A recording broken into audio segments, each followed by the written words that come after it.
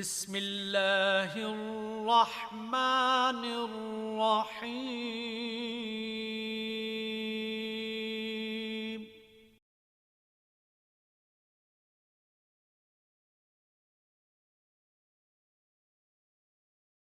Mohammad Abdul Ghafoor Rizvi PhD scholar Rizvi online learning channel के platform से आपसे मुखातिब हूँ।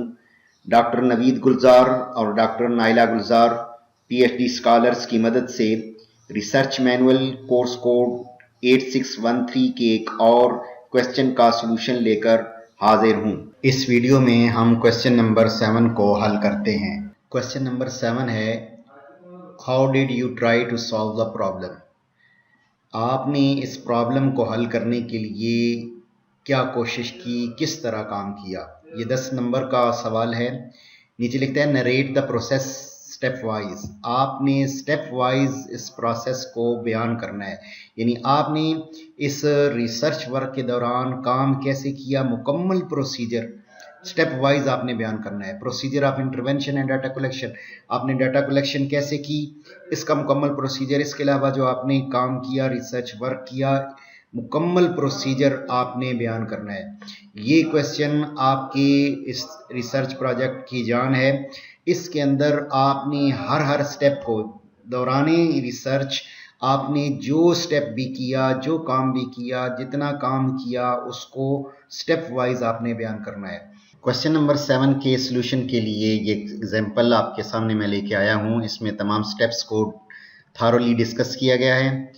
सबसे पहले आपने लिखना है step wise procedure of solving this problem is as under. ये कि आपने फिक्रा या इससे मिलता जुलता कोई फिक्रा लिखकर आपने हर स्टेप को डिफाइन करना है। अब फर्स्ट स्टेप होगा रिसर्च डिज़ाइन, और इसके लिए आपने यही जो है वो सेंटेंस लिखना होगा कि action research design was adopted for this research study. क्योंकि ये एक्शन रिसर्च ही हो रही है तो रिसर्च डिज़ाइन में आपने यही सेंटेंस लिखना होगा। नेक्स्ट आपका होगा लोकेशन ऑफ द स्टडी। अब यहाँ पे आपने ये जो है वो सेंटेंस लिखना होगा या इससे मिलता जुलता कि this research work was conducted at government boys high school Balkassar which is situated in district Chakwal. कि ये जो रिसर्च है ये government boys high school Balkassar में कंडक्ट की गई, जो कि डिस्ट्रिक्ट चकवाल में वाक़या है।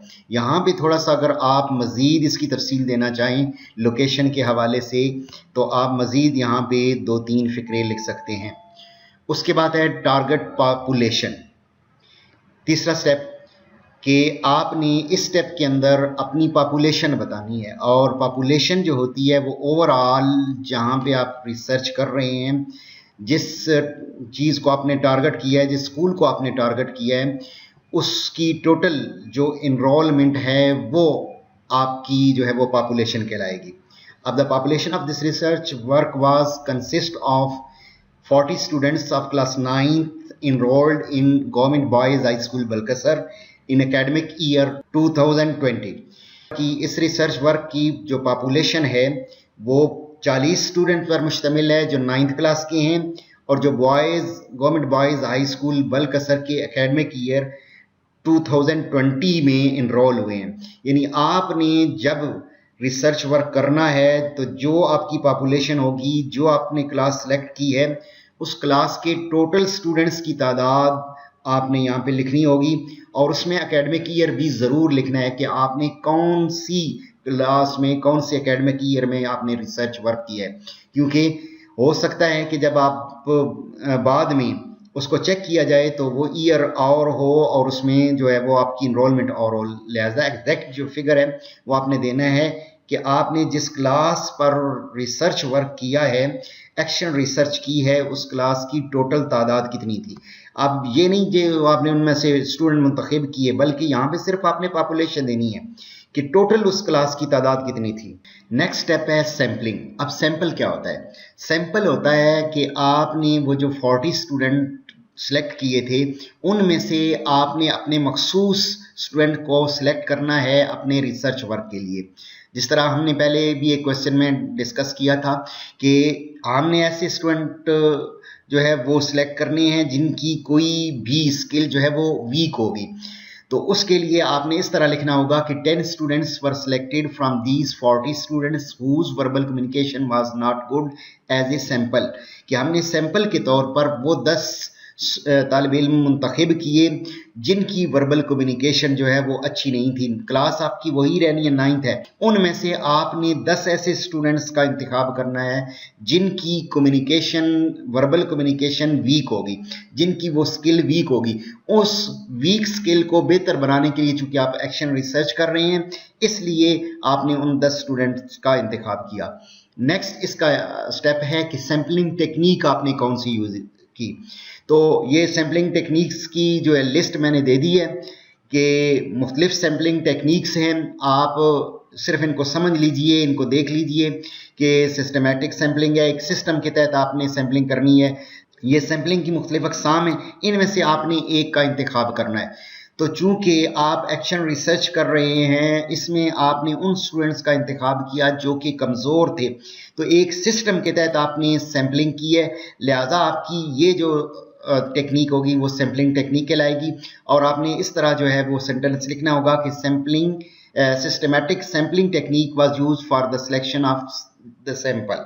नेक्स्ट स्टेप है टूल्स ऑफ रिसर्च।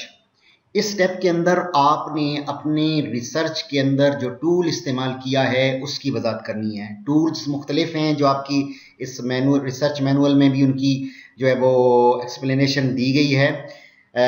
मसलन इंटरव्यू है, क्वेश्चनेयर है, रेटिंग स्केल है, इसके अलावा भी और भी टूल्स हैं। तो आपने जिस टूल को इस्तेमाल करना है, आपने उसकी पूरी तफसील देनी है कि आपका वो टूल कैसा था, कितनी स्टेटमेंट्स पर मुश्तमिल था, उसके रिस्पॉन्सेज जो है के लिए आपने कौन कौन से वर्ड यूज़ किए, मुकम्मल तफसील आपकी इस स्टेप के अंदर बयान की जाएगी। अब मिसाल के तौर पर आप इस तरह लिख सकते हैं कि अगर आप क्वेश्चनेयर बनाते हैं या आप एक इंटरव्यू है वो टूल बना लेते हैं, तो उसके लिए आपने लिखना है to gain the valid data the researcher use interview as a tool of research, के वैलिड डाटा हासिल करने के लिए रिसर्चर ने जो टूल है वो इंटरव्यू को इस्तेमाल किया। अब ये बात भी ज़हन में रखनी है कि जो टूल का इंतखाब करना है आपने, वो आपके टॉपिक्स के मुताबिक होगा और आपने अपने सुपरवाइज़र की मदद से टॉपिक के ऑब्जेक्टिव्स को ज़हन में रखकर आपने टूल बनाना होगा, और ऐसा टूल बनाना होगा जो आपकी ऑब्जेक्टिव्स को हासिल करने के लिए मददगार हो। ये ना हो कि आप ऐसा टूल बना दें जो आपके ऑब्जेक्टिव्स को टच ही ना करे।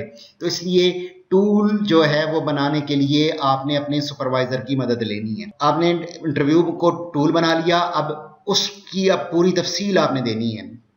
थारोली आपने बताना है कि इंटरव्यू किस तरह का था। Interview was consist of 10 close ended statements with the responses yes और नो, कि मैंने जो इंटरव्यू लिया वो 10 क्लोज एंडेड स्टेटमेंट पर मुश्तमिल था और जिनके जो रिस्पॉन्स थे, जिनके जवाबात थे वो यस या नो थे।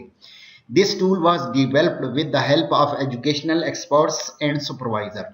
ये टूल जो है वो एजुकेशनल एक्सपर्ट्स, तालीमी माहिरीन के मदद से और सुपरवाइज़र की मदद से बनाया गया। और ये करना भी आपने इसी तरह है कि जो टूल बनाना है उसके लिए आपने माहिरीन तालीम की मदद लेनी है, अपने सुपरवाइज़र की मदद लेनी है। अपने सुपरवाइज़र की मदद से आपने टूल बनाना है, उसकी स्टेटमेंट्स बनानी है और उनको वैलिड जो है वो बनाने के लिए आपने चेक भी करना है कि जो मैं रिज़ल्ट लेना चाहता हूँ या लेना चाहती हूँ, क्या वो उसके मुताबिक मुझे रिज़ल्ट देगा भी या नहीं देगा।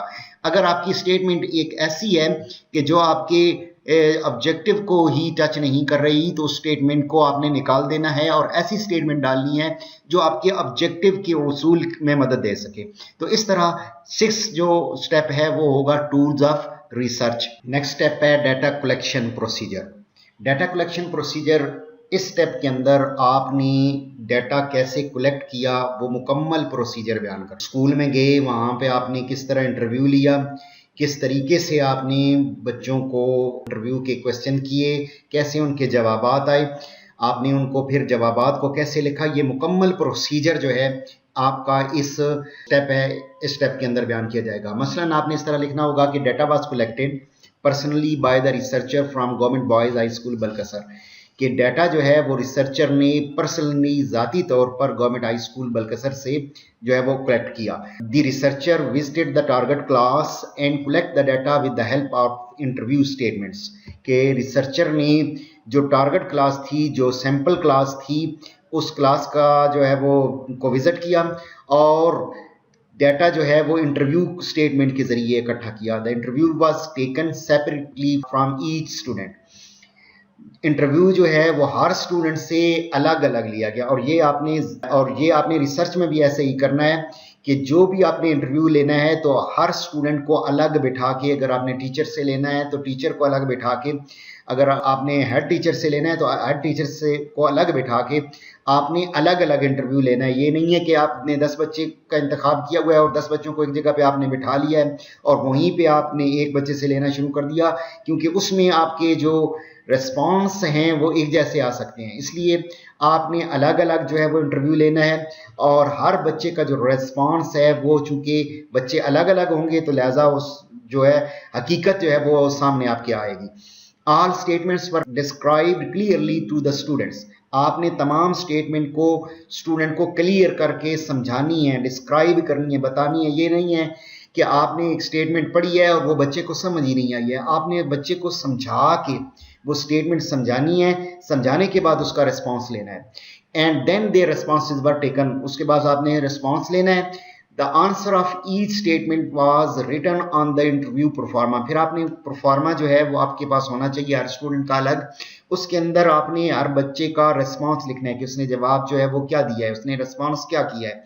यस है तो यस वाले खाने में टिक का निशान लगा दे, अगर नो है तो नो वाले खाने में टिक का निशान लगा दे। इस तरह आपने हर स्टेटमेंट का जो रेस्पॉन्स है वो हर बच्चे का अलग अलग नोट करना है। And then data was analysed. फिर आपने इस डाटे को जो है वो एनालाइज करना है, लेकिन आपके पास रिटन फॉर्म में उसके रिस्पॉन्सेज मौजूद होने चाहिए। तो ये जो स्टेप है डाटा कलेक्शन प्रोसीजर, इसके अंदर इस तरह आपने तमाम प्रोसीजर की वजाहत करनी है। इस क्वेश्चन का लास्ट स्टेप है जी analysis of data. Data analysis का पूरा प्रोसीजर आपने इस स्टेप के अंदर लिखना है और वो कुछ इस तरह होगा कि in this step data was tabulated firstly. सबसे पहले आपने डाटा का एक टेबल बनाना है और टेबल क्या होगा कि हर स्टेटमेंट के मुताबिक आपने यस के जवाब आपके कितने आए, नो के कितने जवाब आए, यानी टोटल आपने 10 स्टूडेंट्स पर या 15 स्टूडेंट्स पर आपने काम किया तो 15 टोटल थे। अब आपकी जो यस है उसमें पहली स्टेटमेंट के मुताबिक यस वो 8 आ गए और 7 जो है वो 9 में आ गए, या 5 यस में आ गए 10 9 में आ गए, या 10 यस में आ गए 5 9 में आ गए। तो पहली स्टेटमेंट के मुताबिक जितने आपके रेस्पॉन्सेज आए हैं, चाहे वो जिस अंदाज में भी आए हैं, आपने उनका टेबल बनाना है कि इतने जो है वो यस में आए, इतने नो में आए। इस तरह हर स्टेटमेंट का आपने टेबल बना लिया, हर स्टेटमेंट की आपने फिगर दे दी कि इस तरह जो है वो इनके रेस्पॉन्सेज आए। उसके बाद then each statement of interview was analysed by applying statistical method. उसके बाद स्टैटिस्टिकल मेथड लगाना है आपने और वो आपके टॉपिक के से रिलेटेड होगा कि आपके टॉपिक या आपके जो ऑब्जेक्टिव्स हैं वो क्या डिमांड करते हैं कि यहाँ पे कौन सा मेथड लगाया जाए, परसेंटेज लगाई जाए, टेस्ट लगाया कोई और लगाया जाए, टी टेस्ट लगाया जाए। इसके अलावा भी मुख्तलिफ स्टैटिस्टिकल मेथड है। तो जो आपने मेथड इस्तेमाल करना है उसके लिए बाकायदा आगे आपने वजाहत करनी है। For this purpose percentage method was used. इस मकसद के लिए मैंने परसेंटेज मेथड को इस्तेमाल किया। इसके अलावा अगर और कोई आप मेथड इस्तेमाल करते हैं तो उस मेथड का आपने नाम लिखना है। On the basis of this analyse data finding and results were drawn. इस एनालाइज डाटा की बुनियाद पर फाइंडिंग्स और रिजल्ट जो है वो निकाले गए। तो यहाँ पे आपने एनालिसिस ऑफ डाटा की मुकम्मल तफसील दे देनी है कि आपने डाटा को कैसे एनालिसिस किया, उसके लिए कौन सा आपने जो है मेथड यूज़ किया और उस मेथड के इस्तेमाल के बाद आपके पास जो रिजल्ट्स आए, फाइंडिंग्स आई, उनको आपने लिखा। एक और बात भी तमाम स्टूडेंट्स याद रख लें कि आपने जो सेंटेंस हैं वो अपने यूज़ करने हैं, यही सेंटेंस यूज़ नहीं करने जो इस वीडियो के अंदर इस्तेमाल किए गए हैं।